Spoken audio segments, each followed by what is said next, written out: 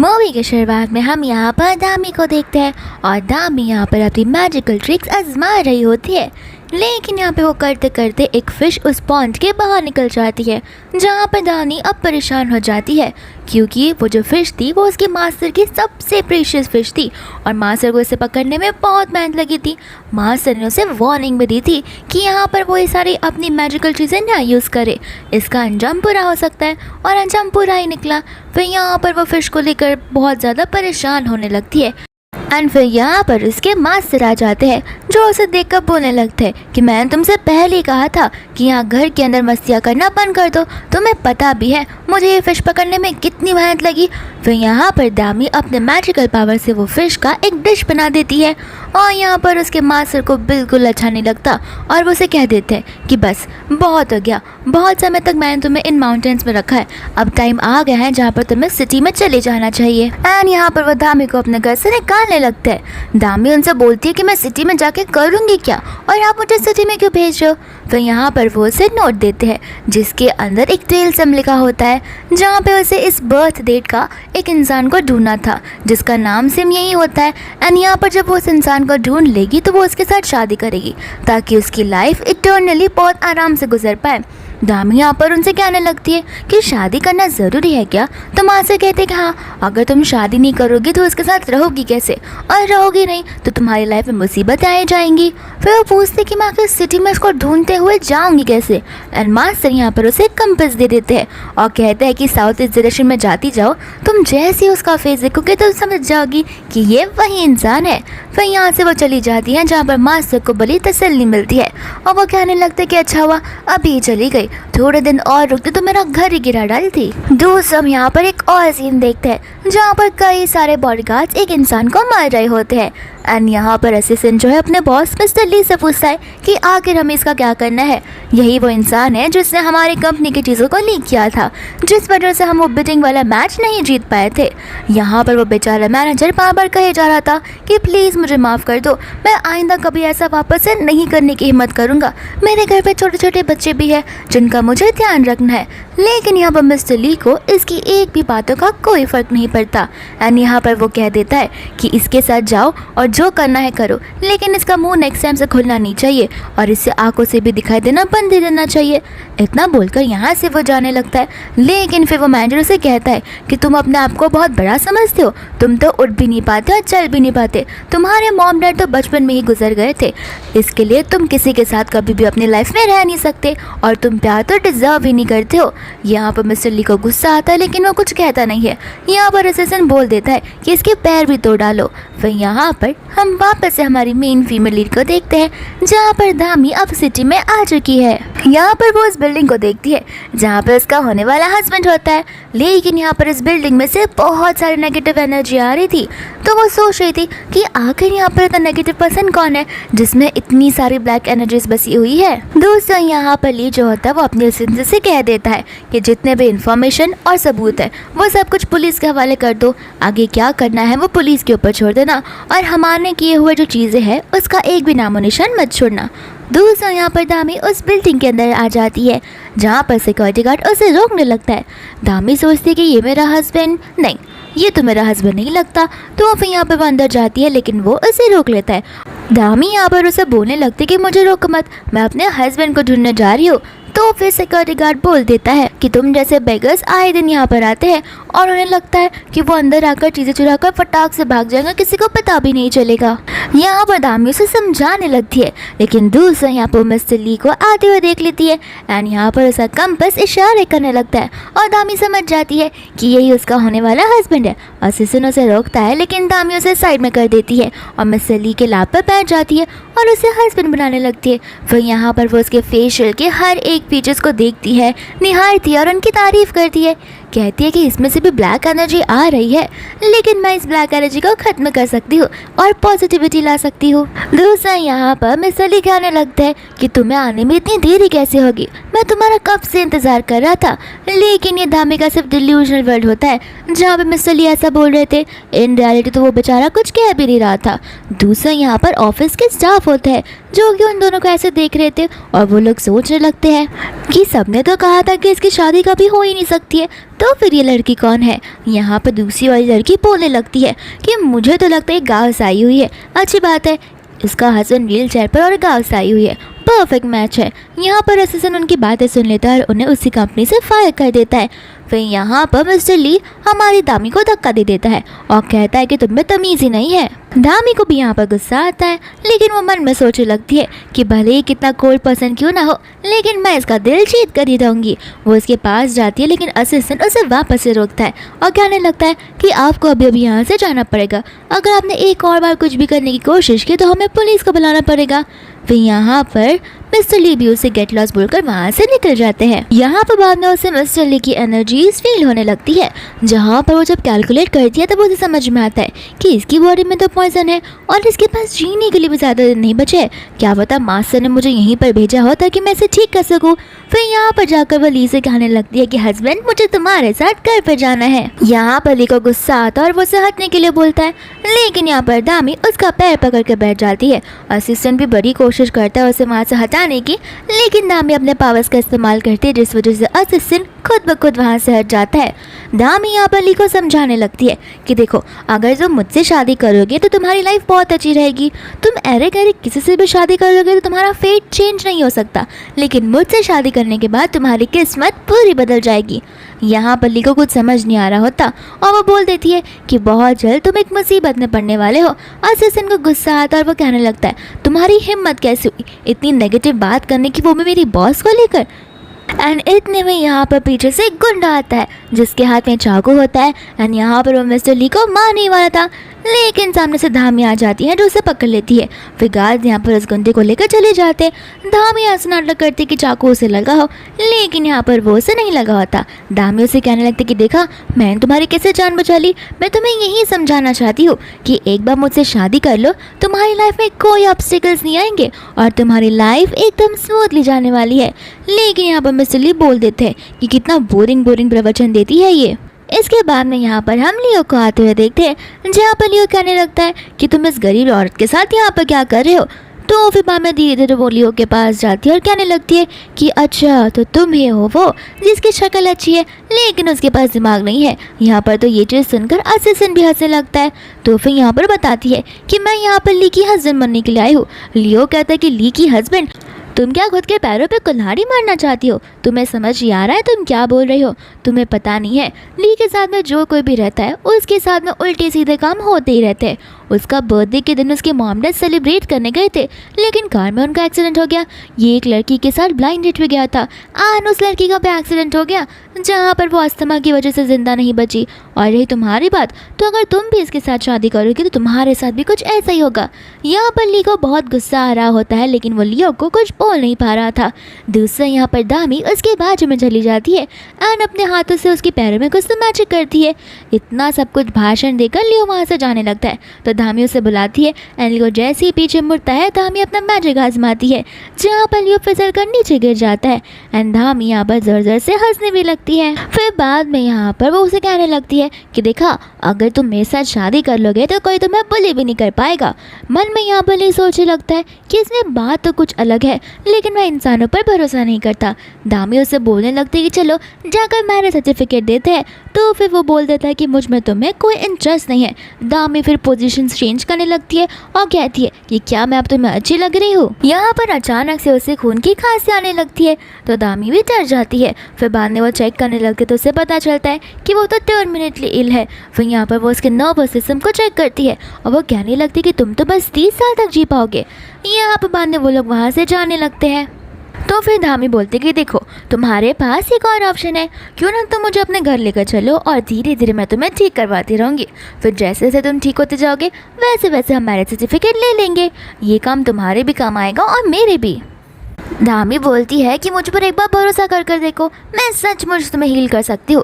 लेकिन यहाँ से वो जाने लगता है। फिर जाते जाते वो उसे कहता है कि अगर तुम मुझे ठीक नहीं कर पाई तो मैं तुम्हारे दोनों हाथ काट डालूंगा। एंड असिस्टेंट यहाँ पर उसे अपने साथ चलने के लिए कहता है।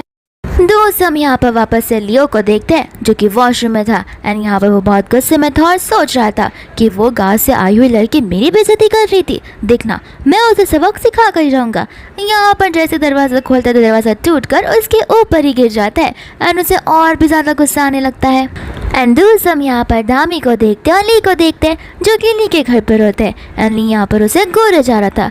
दामी फिर यहाँ पर उसे कहती है कि टेंशन मत लो, सबसे पहले हम तुम्हारी शुरुआत तुम्हारे पैरों से करेंगे एंड यहाँ पर वो उसे पैंट निकालने के लिए बोलती है। ली कहते कि मैं अपने पैर नहीं निकालने वाला। दामी कहते कि पैर नहीं निकालोगे तो मैं देखूंगी कैसे, और देखूंगी नहीं तो ठीक कैसे करूंगी।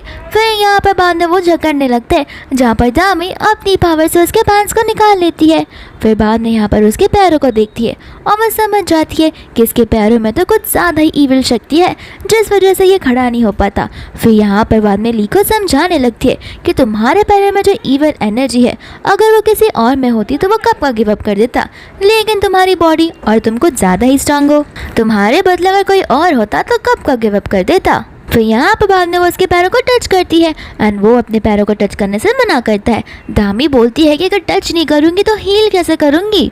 तो फिर यहाँ पर लियो से कुछ बोल नहीं पाता है एंड दामी यहाँ पर कहती है कि रुको हम हमारी ट्रीटमेंट शुरू कर सकते हैं। लेकिन जैसे ही यहाँ पर वो इस इविल स्पिरिट को निकालना चाहती थी अचानक से यहाँ पर भूकंप जैसा आ रहा था।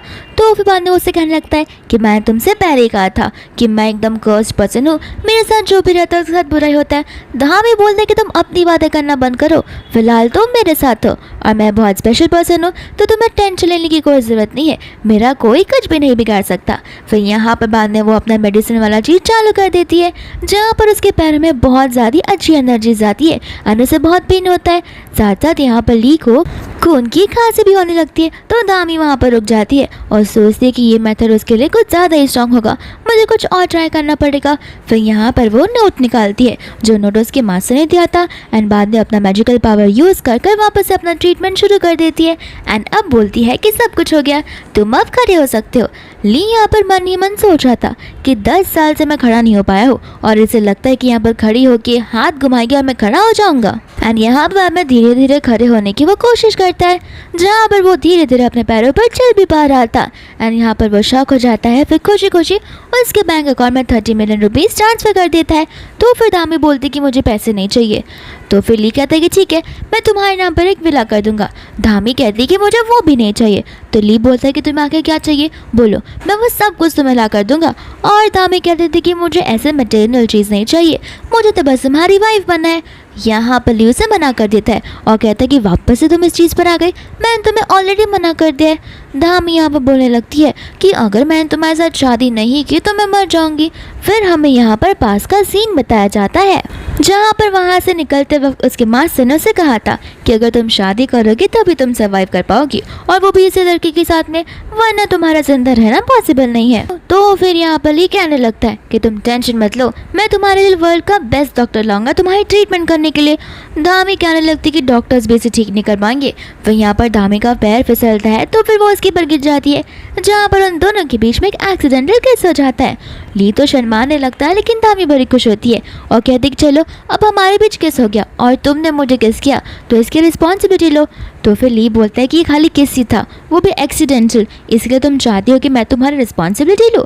दामी यहाँ पर फिर बाद में बेबी वॉइस में कहने लगती है कि अगर तुम मेरा साथ नहीं दोगे तो मेरी फैमिली नहीं है, ना ही मेरे कोई फ्रेंड्स है, फिर जाकर मुझे ब्रिज के नीचे अकेले रास्ते पर सोना पड़ेगा।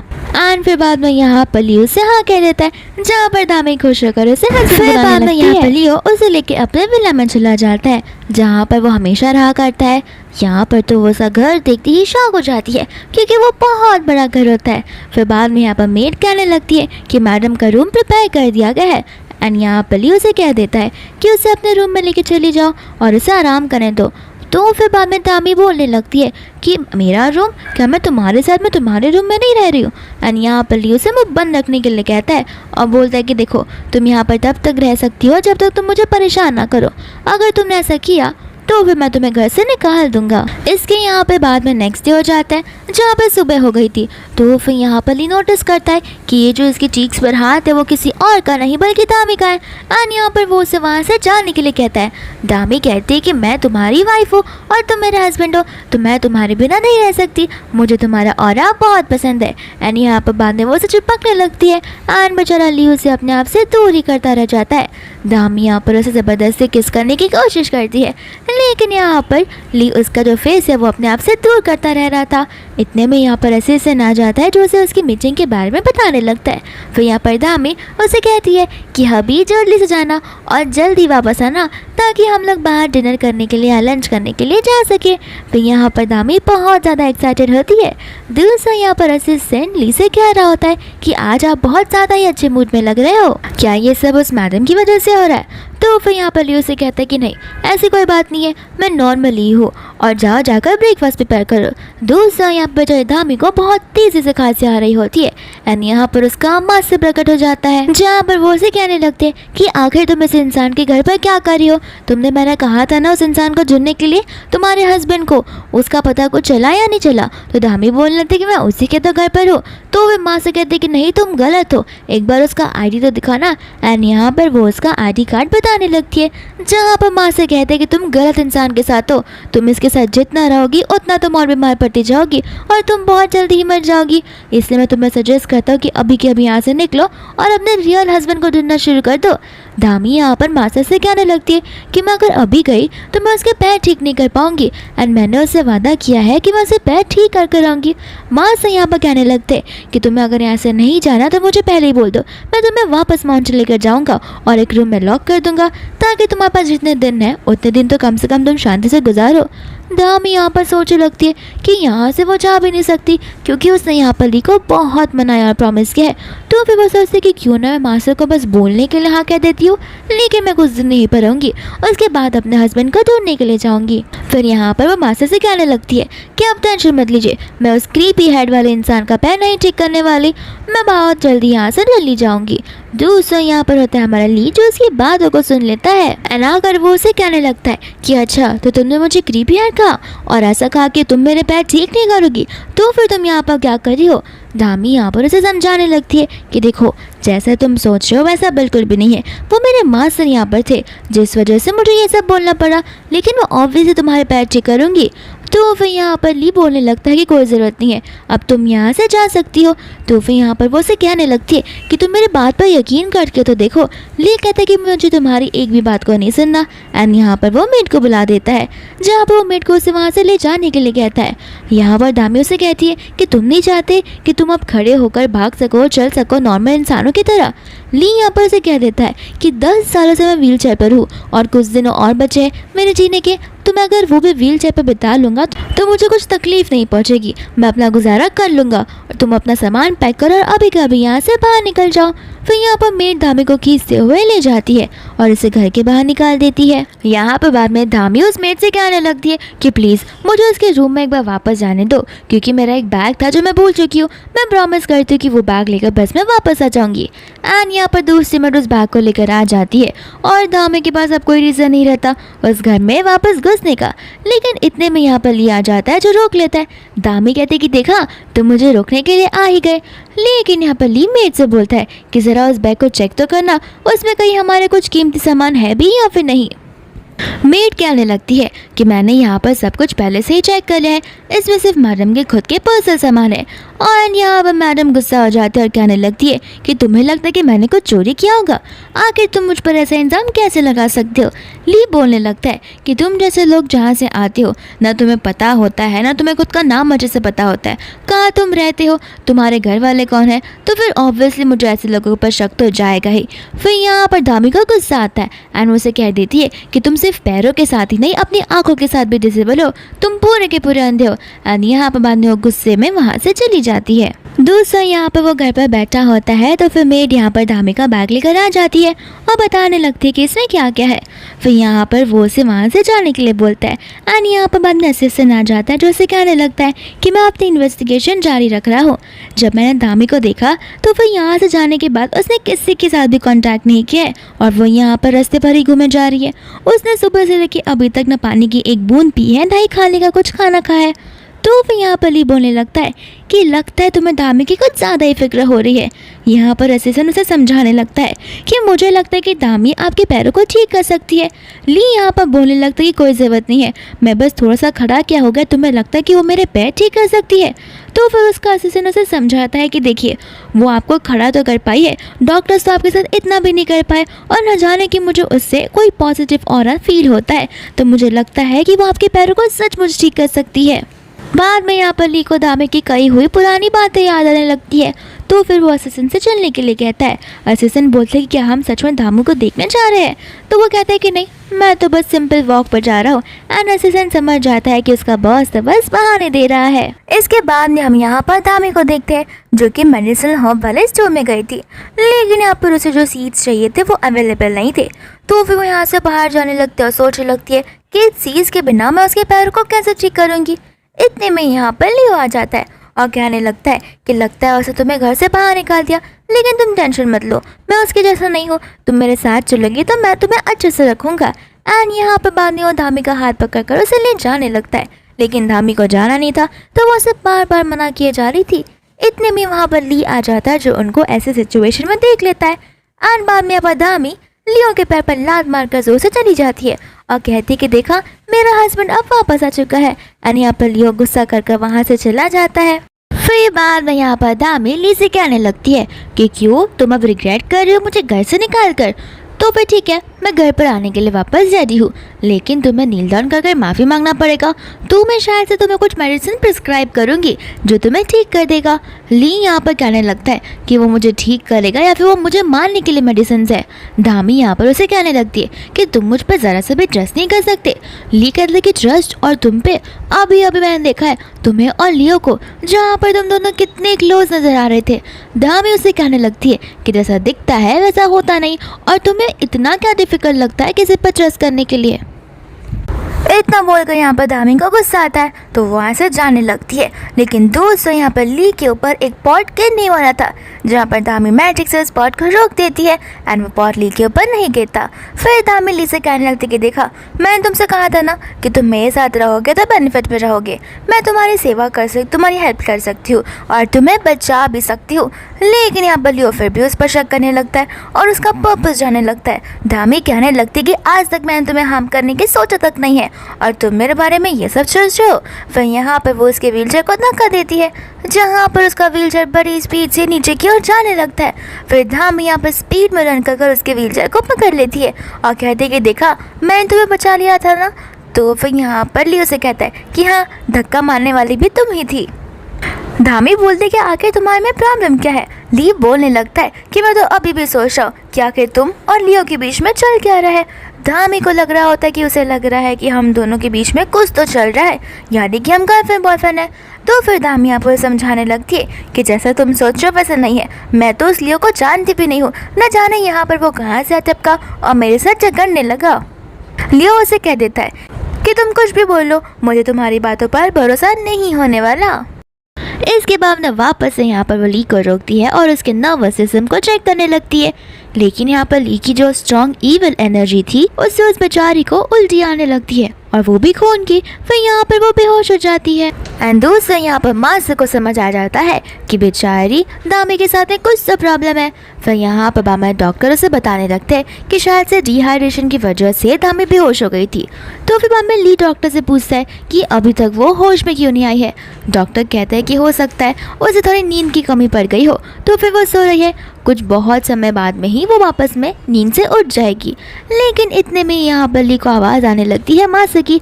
मास्टर यहाँ पर उसे चुप रहने के लिए कहते हैं और बोलते हैं कि कोई यहाँ पर मुझे नहीं सुन सकता तुम्हारे अलावा, तो फिर तुम भी अपना मुंह बंद रखो। यहाँ पर वो पूछने लगता है कि आखिर आप है कौन।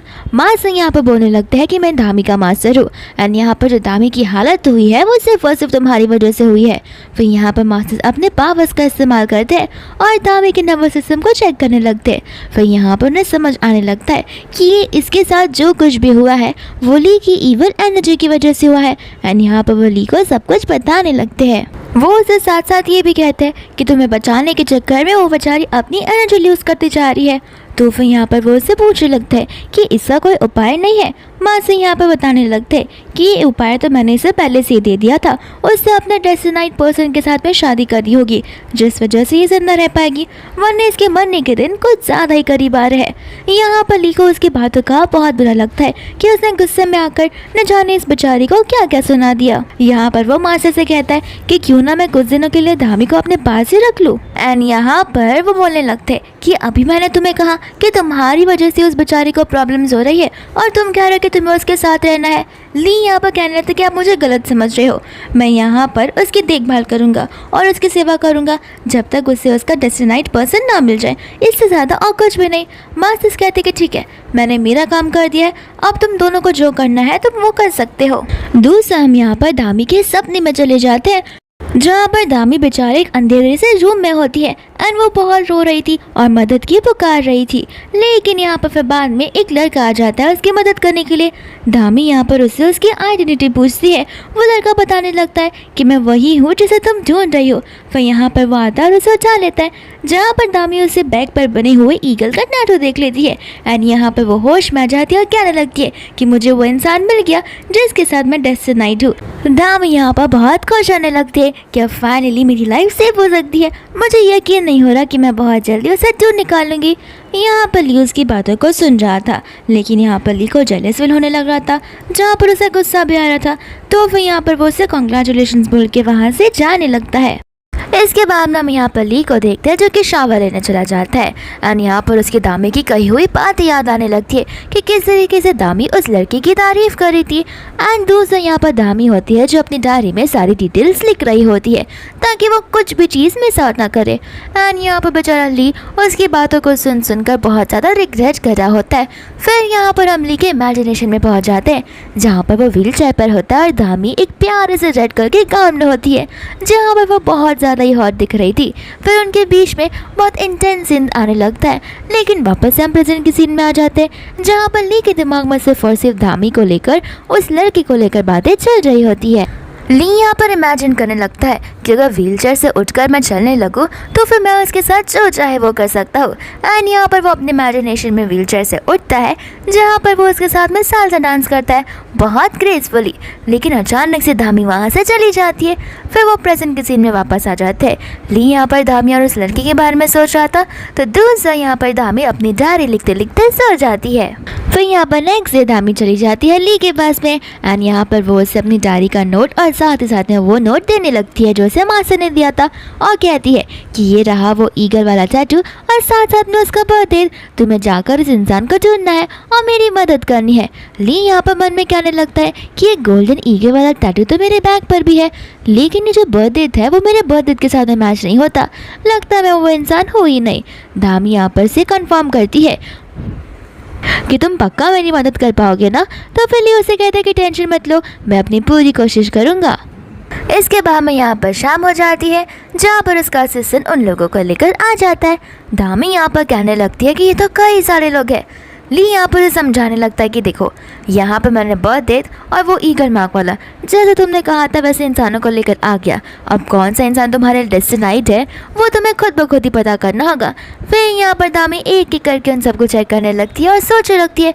फिर यहाँ पर वो सभी को अपने कपड़े उतारने के लिए कह देती है। यहाँ पर जो पहला वाला लड़का होता है वो जाने लगता है और कहता है कि मैं अपने कपड़े क्यों निकालूं इतने सारे जनों के सामने। तो दामी कहती है कि हाँ, अगर कपड़े नहीं निकालोगे तो मैं चेक कैसे करूँगी। निकालूंगी। तो फिर वो कहता है कि नहीं नहीं, मैं यहाँ पर अपने कपड़े नहीं निकाल सकता, मुझे बहुत शर्म आ रही है। एंड दामी यहाँ पर उसका टैटू देख लेती है, जहाँ पर वो पेंट ब्रश से चेक करती है और बोलने लगती है कि तुम्हारा ये बर्थ मार्क बार बार फेड क्यों हो रहा है, यानी कि वो गायब क्यों हो रहा है। एंड यहाँ पर उन सभी को समझ में आ जाता है कि इस लड़के ने झूठ किया है, यानी कि उसका बर्थडे तो सेम है, लेकिन उसके बैग पर जो गोल्डन ईगल का मार्क है वो नकली है, वो उसने खुद से बनाया। फिर यहाँ पर ली अपने असिस्टेंट को तभी के तभी वहाँ से ले जाने के लिए कहता है। इसके बाद में दामी तो उस लड़की के पास चली जाती है, जहाँ पर वो लड़का अपनी शर्ट निकाल लेता है। एंड यहाँ पर उस लड़के की बहुत मस्कुलर बॉडी होती है, जहाँ पर दामी उसकी बॉडी की ओर देखी जा रही थी और उसके मसल्स को टच करने वाली थी। लेकिन यहाँ पर ली उसे याद दिलाता है कि तुम अपने डेस्टिनेट पर्सन को ढूंढ रही हो, ना कि किसी बॉडी वाले को। यहाँ पर बाद में दामी उसके सिक्स पैक्स को छूने जा रही थी, तो फिर यहाँ पर ली खांसने लगता है। दामी बोलती है कि तुम्हें कुछ प्रॉब्लम है। ली बोलता है कि नहीं, मुझे बस खांसी आ रही है।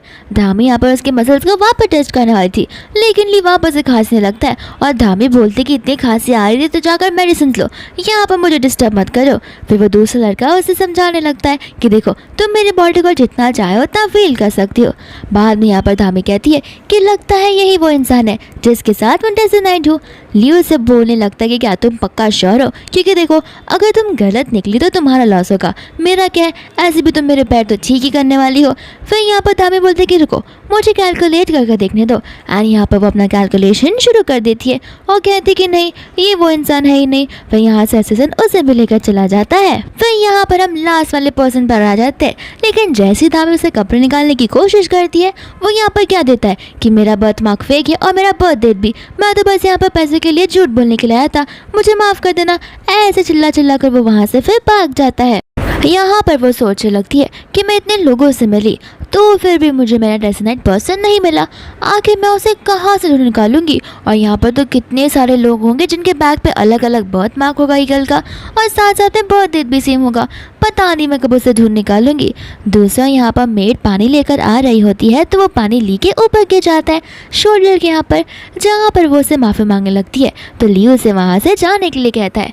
दूसरा यहाँ पर दामी आ जाती है, जो उसके बैग पर वो मार्क देख लेती है और कहती है कि यही मार्क है जो मैंने मेरे सपने में देखा था, लेकिन तुम्हारा बर्थ डेट तो है वो प्रॉपर नहीं है, तो फिर तुम वो पसंद नहीं हो सकते, लेकिन तुम टेंशन मत लो, तुम मेरे फ्रेंड ज़रूर बनकर रह सकते हो।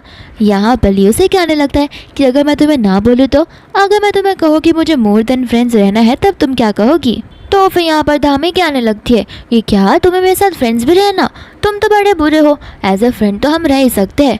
यहाँ पर उसे कहने लगता है कि तुम नाटक कर रही हो और जानबूझकर मुझे सताने के लिए ये सब कर रही हो, तो मैं समझ नहीं रहा मैं तुम्हें क्या कह रहा हूँ। दामी बोलने लगती कि बस करो, तुमने मेरा फ्रेंडशिप को ठुकरा रहा है, जिस वजह से मुझे बहुत हर्ट हुआ है। फिर बाद में यहाँ से ली गुस्सा होकर जाने लगता है। दामी सोचने लगती है कि इसके पास से एंगर इश्यूज भर कर है, न जाने बिन मतलब का क्यों ये हमेशा गुस्सा आने लगता है। इसके बाद में यहाँ पर दामी स्केचेस बनाते बनाते सो जाती है, जहाँ पर ली आ जाता है और उसे देखकर स्माइल करने लगता है। फिर वो उसके सारे स्केचेस भी देखता है, साथ साथ यहाँ पर वो उसे गालों पर हाथ रखता है, जहाँ पर दामी की नींद टूट जाती है।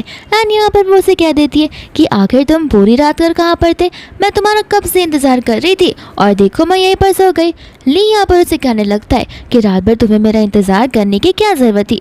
दामी उसे कहने लगती है क्योंकि तुम मुझसे जो नाराज़ होकर गए थे, इसलिए मैंने सोचा कि क्यों ना मैं तुम्हारे लिए कुछ गिफ्ट प्रिपेयर करूँ। ली बोलने लगता है कि गिफ्ट, कौन सा गिफ्ट। फिर यहाँ पर दामी उसे जेड का पेंडेंट बनाती है और कहती है कि ये देखो ये मैंने खुद से एनक्रेव किया है, तो फिर इसे तुम पहनोगे तो फिर बहुत अच्छा होगा। यहाँ पर वो कह देता है कि ये तो कुछ ज़्यादा ही वियर्ड लग रहा है, ऐसा लग रहा है कि जैसे कोई ड्रैगन हो। दामी यहाँ पर कहते कि ड्रैगन नहीं डक है, वो स्वैन बोलते हैं इसे। फिर यहाँ पर बंदे वो इसे पहनने के लिए कहती है, लेकिन ली मना कर देता है। दामी कहते कि देखो भले ये अगली दिख रहा हो, लेकिन इसके बहुत सारे बेनिफिट्स हैं। फिर बाद में यहाँ पर दामी उसे वो पेंडेंट को पहना देती है और कहते कि देखना ये तुम्हारी ईवल एनर्जी को एब्जॉर्ब कर लेगा। लेकिन यहाँ पर अचानक से उसे खांसी आने लगती है और जिसमें से खून में निकलता है। दामी यहाँ पर कहते कि काम करो इसे निकाल दो, मुझे नहीं लगा था कि इसका उल्टा इफेक्ट गिरेगा, क्योंकि अकॉर्डिंग टू द लॉज वो मून का पहना हुआ पेंडेंट है, तो फिर वो तुम्हें इफेक्ट नहीं करना चाहिए, करना भी तो चाहिए लेकिन पॉजिटिव वे में।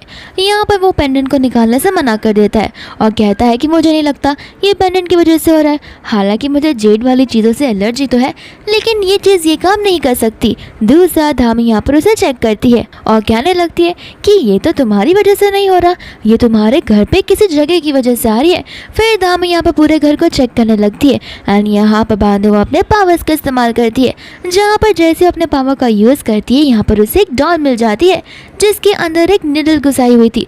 फिर वो उसे कहती है कि ऐसी चीज़ तुम्हारे घर पर है और तुम्हें इसका अंदाज़ा भी नहीं है, और देखो ये डॉल को अगर तुम ध्यान से देखकर पकड़ोगे तो उसमें तुम्हें कुछ फील होगा, एक एनर्जी जैसा। एंड इस डॉल के अंदर बहुत सारे तंत्र मंत्र किए गए हैं।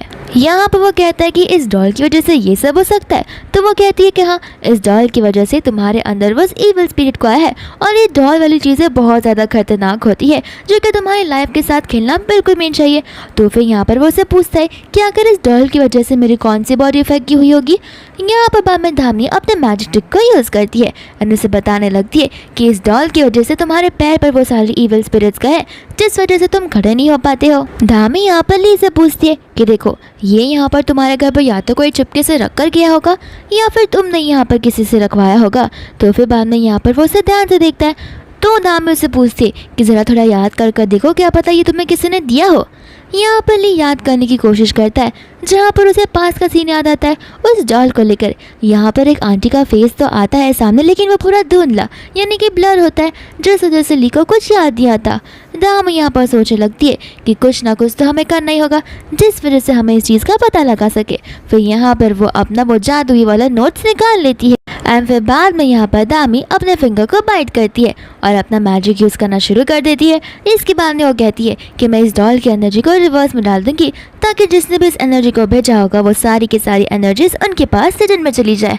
एंड यहाँ पर दामी अपना मैजिक करना शुरू कर देती है, जहाँ पर हम यहाँ पर लियो को देखते हैं एंड साथ साथ में यहाँ पर लियो की मम्मा होती है, जहाँ पर लियो की मम्मा को समझ आ रहा था कि आखिर यहाँ पर क्या चल रहा है। तो फिर यहाँ पर लियो की मम्मा भी अपने पावर्स को यूज़ करना शुरू कर देती है और उस एनर्जी को वहीं पर वापस भेजने लगती है जहाँ से वो आया था। लियो की मम्मा यहाँ पर समझ जाती है कि किसी को तो वो डॉल मिल गया है और उसे सब कुछ पता चल गया है एंड जिसने भी ये किया होगा उसे अच्छे से ब्लैक मैजिक या फिर रियल मैजिक दोनों में से किसी का तो पावर यूज़ करना आता है।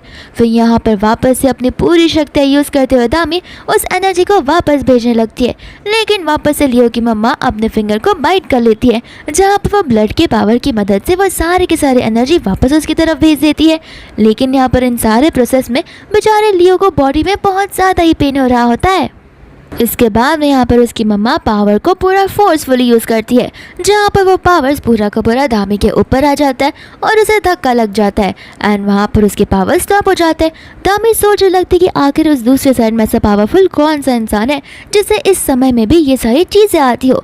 तो यहाँ पर दामी बेहोश हो जाती है, जहाँ पर लीडर जाता है और चिल्लाकर अपने असिस्टेंट को बुलाता है एंड यहाँ पर जैसे असिस्टेंट आता है वो असिस्टेंट को डॉक्टर को बुलाने के लिए कहता है। दोस्त हम यहाँ पर लियो को देखते जहाँ पर लियो होश में आ गया था। फिर यहाँ पर वो अपनी मम्मा से पूछने लगता है कि क्या मैं मरने वाला हूँ।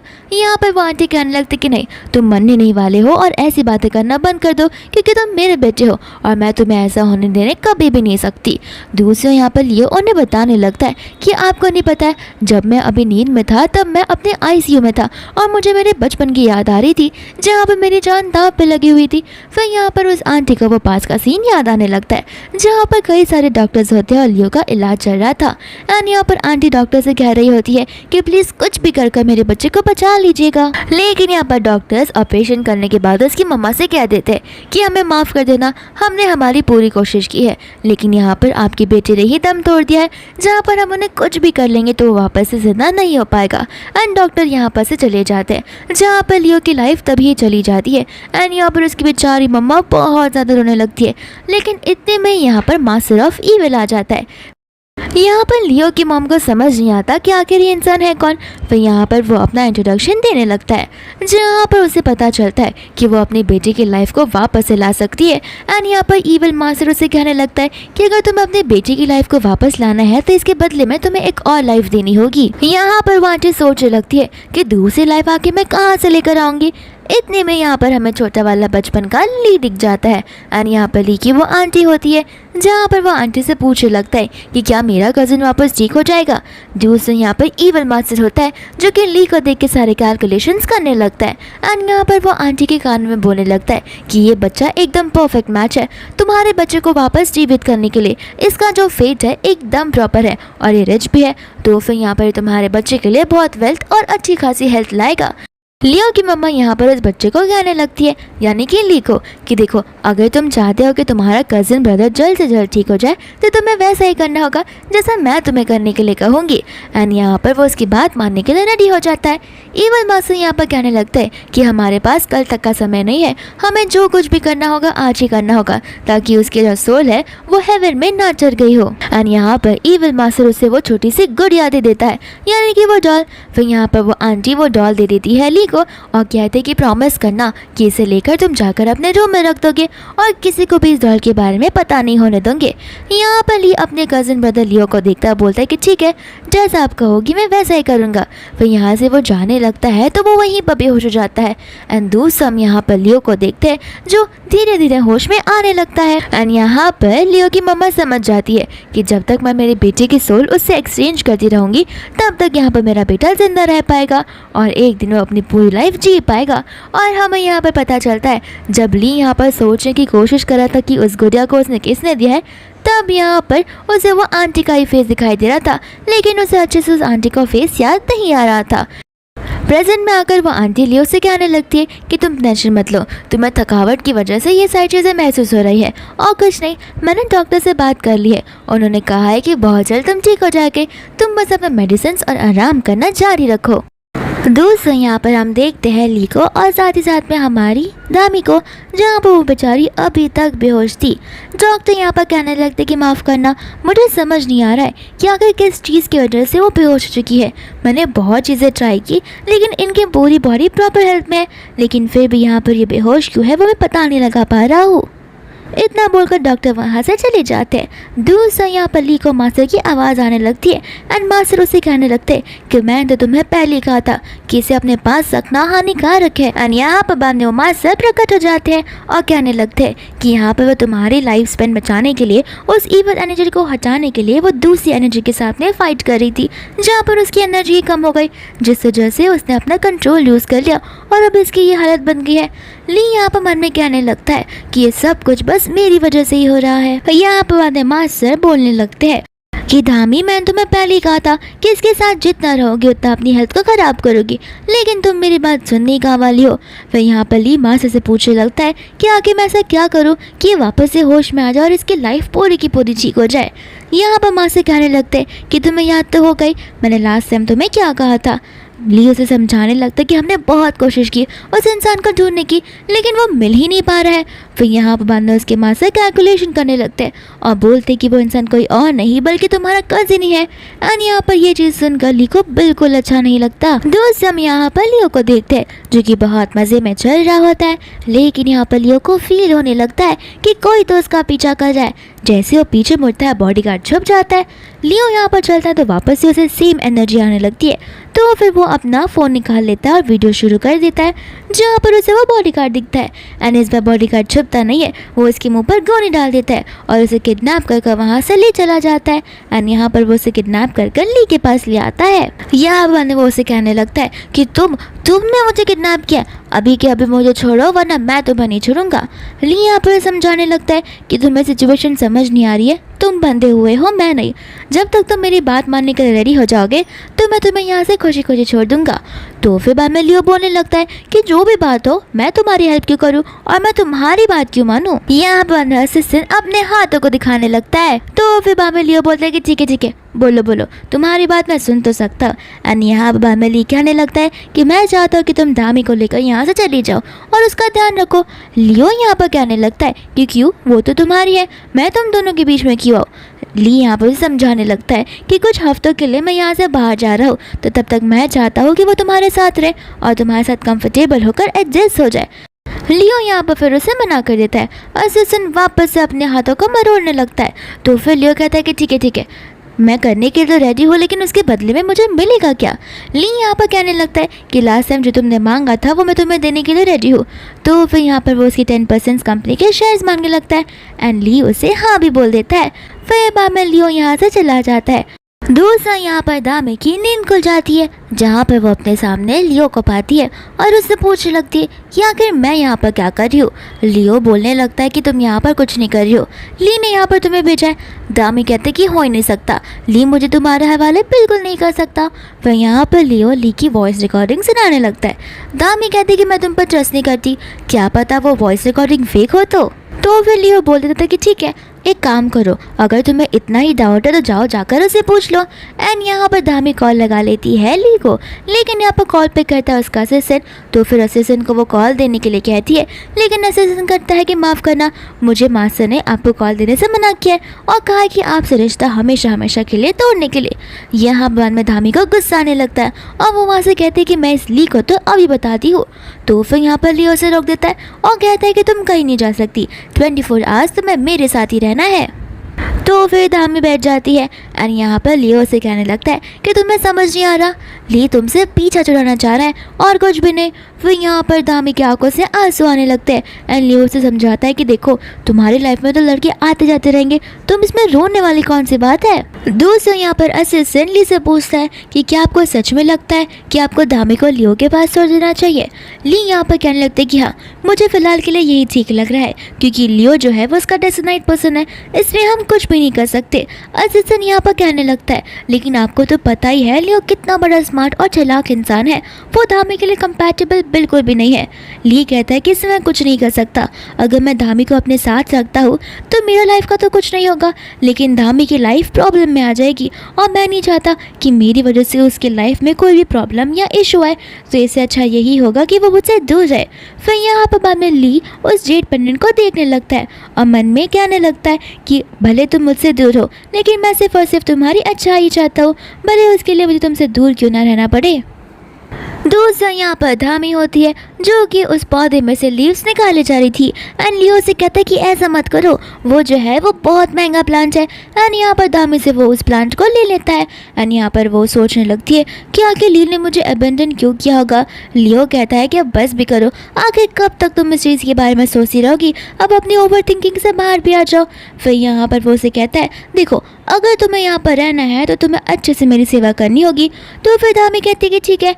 एंड यहाँ बाद में वो अपने पावर्स यूज़ करने लगती है, लेकिन जैसे वो अपने पावर्स यूज़ करती है उसे कुछ मैजिकल चीज़ें दिखाई देने लगती है। साथ ही साथ यहाँ पर वो रखी हुई सारी चीज़ों को नोटिस करती है जो कि एक स्पिरिचुअल चीज़ें होती है।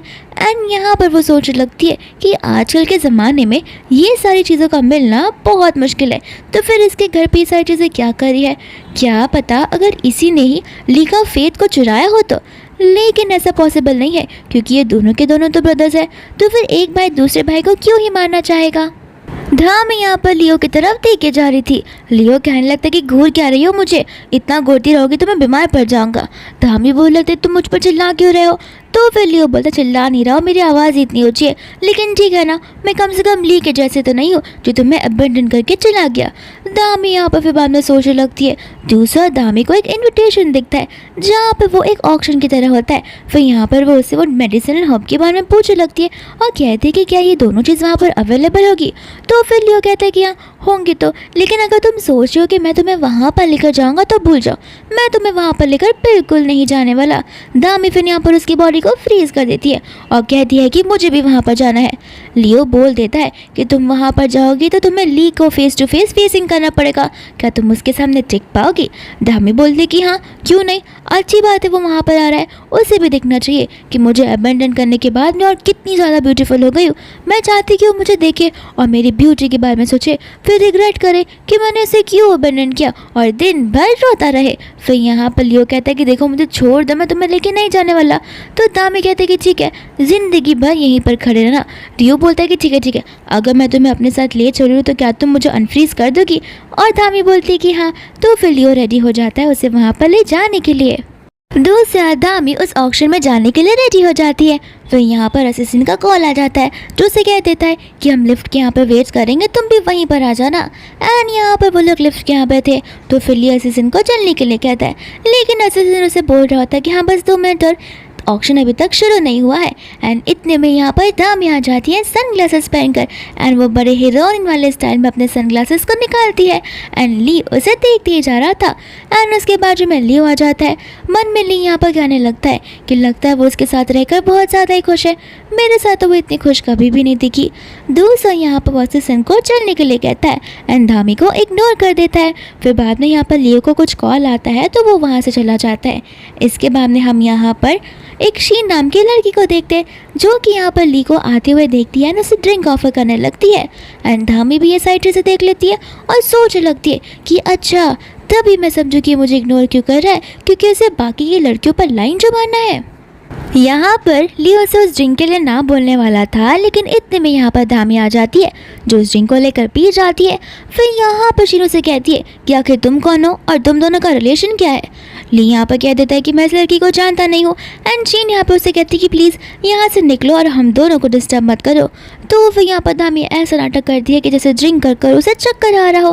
फिर बाद में यहाँ पर वो चक्कर खाते खाते ली के लैप पर बैठ जाती है और उसे कहने लगती है कि मुझे पता है कि तुम्हारे दिल में अभी भी मैं ही हूँ। एंड यहाँ पर ली उसे धक्का मार के नीचे गिरा देता है और वहाँ से जाने लगता है। धामी को भी गुस्सा आ जाता है कि आखिर इतना रूड क्यों है। इसके बाद में यहाँ पर वो ऑक्शन शुरू हो जाता है जहाँ पर धामी को वो चीज़ें चाहिए थी, लेकिन यहाँ पर जो प्राइस है वो उसका असिस्टेंट यानी कि ली का असिस्टेंट बढ़ाया जाता है। एंड यहाँ पर वो चीज़ मिल जाती है ली को और धामी को गुस्सा आने लगता है। फिर वहाँ से वो लोग जाने लगते हैं जहाँ पर असिस्टेंट आकर धामी को वो चीज़ दे देता है एंड कहता है कि मास्टर ली ने ये चीज़ आपके लिए खरीदी है। फिर बाद में यहाँ पर वो उससे पूछने लगती है कि अगर उसे मुझे अपने आप से दूर रखना है तो वो मुझे इतनी महंगी चीज़ क्यों दे रहा है। असिस्टेंट कहता है कि आप खुद जाकर उनसे पूछ लीजिए। एंड यहाँ पर वो उसे ढूंढते ढूंढते बाहर चली जाती है और उसे बुलाने लगती है, लेकिन यहाँ पर ली उसकी आवाज़ सुन तो रहा था बट वो वहाँ से चला जाता है। दूसरा बेचारी धामी नीचे बैठकर रोने लगती है एंड ली यहाँ पर उसे देख लेता है। असिस्टेंट कहता है कि आप वहाँ पर जा सकते हो, लेकिन ली कहता है कि नहीं, मैं उसे जितना दूर रहना चाहूँ उतना ही बेहतर रहेगा, वरना धीरे धीरे उसे भी मेरे लिए फीलिंग्स आ जाएगी।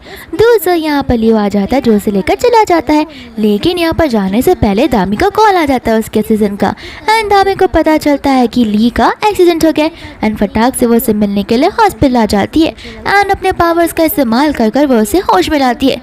लियो उसे तभी के तभी वहाँ से जाने के लिए कहता है, लेकिन धामी उसे कहती कि नहीं, तुम जैसा सोच रहे हो वैसा नहीं है, मैं सब कुछ समझ गई हूँ और असिस्टेंट ने मुझे सब कुछ बता दिया है। तो फिर देखो, जब मैं उससे घर गई थी तो मुझे वो फेट वाली एनर्जी नहीं दिख रही थी, लेकिन जब मैं तुम्हारे साथ थी तो उस ईवल एनर्जी की वजह से मैं वो सब फील नहीं कर पा रही थी। तो फिर यहाँ पर लियो उसे कहने लगता है, इसका मतलब है कि तुम्हारा डेस्टिनेड पर्सन मैं हूँ। तो वो कहती है कि हाँ तुम ही हो एंड मुझे लगा है कि तुम्हारा जो फेट है वो लियो के साथ में एक्सचेंज हो गया है, चूँकि लियो का फेट इनवैलिटी है भी नहीं, वो तुम्हें बिलोंग करता है। अगर वो चीज़ तुम्हारे पास वापस आ जाती है तो मैं तुम्हें छोड़कर वापस कभी नहीं जा सकती, क्योंकि तुम ही मेरे डेस्टिनेड पर्सन रहोगे एंड तुम्हारे पास जो फेट है वो असल में लियो का फेट है, तो फिर हमें उसका फेट वापस देना होगा। यहाँ पर हमें बाद में पास का सीन दिखाया जाता है जहाँ पे अच्छे वाले मासे के पास वो आंटी गई होती है अपने चाइल्ड को फेट का लेकर, लेकिन यहाँ पर मासे कह देता है कि तुम जो कर रही हो बिल्कुल गलत है। लेकिन आंटी यहाँ पर इवल चीज़ों में बिलीव करती है, जहाँ पर वो मासे के ऊपर ब्लैक मैजिक चला देती है। यहाँ पर प्रेजेंट में धामी ठान लेती है कि हमें कैसे भी कर उस फेथ को एक्सचेंज करना ही पड़ेगा एंड यहाँ पर धामी उसकी आंटी से यानी कि लियो की मॉम से मिलने के लिए चली जाती है, जहाँ पर लियो की मॉम का पूरा पर्दा फाश हो जाता है। उसकी मॉम यहाँ पर कहने लगती है कि जब तक मैं इस चीज़ों को ना तोड़ूं तब तक वो चीज़ें नहीं टूट सकती, चाहे तुम कुछ भी कर लो। वह यहाँ पर धामी अपने पावर्स का इस्तेमाल करती है और उसके फॉर्मेशन को गिरा देती है, जहाँ पर लियो की मम्मा भी गिर जाती है।